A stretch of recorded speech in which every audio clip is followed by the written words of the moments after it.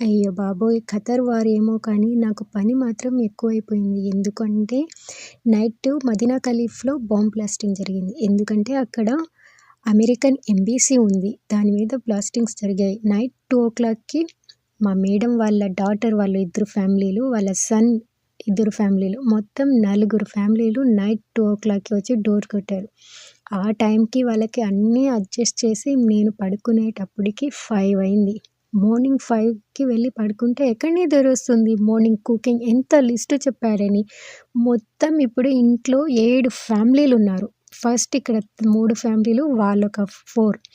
నాకైతే ప్రాణం పోతుంది ఈరోజు. మార్నింగ్ 9కే స్టార్ట్ చేసిన కుకింగు ఈవినింగ్ 5 అయినా కూడా అయిపోలేదు. అందులో స్పెషల్ మనకి కేసరి కూడా చేశాను.